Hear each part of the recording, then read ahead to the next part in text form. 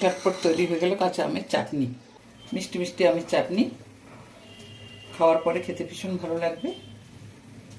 তো প্রথমে আমি একটু 5 ফোড়ন ভেজে নিচ্ছি, জিরা ফোড়ন দিচ্ছি।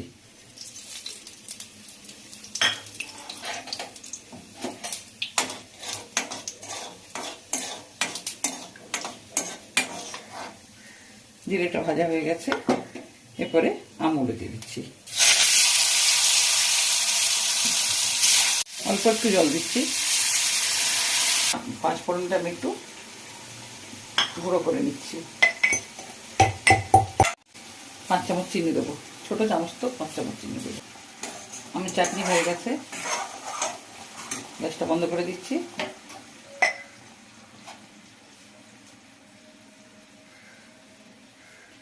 গুঁড়ো মশলাটা দিচ্ছি, 5 ফোড়ন ভেজে গুঁড়ো করে।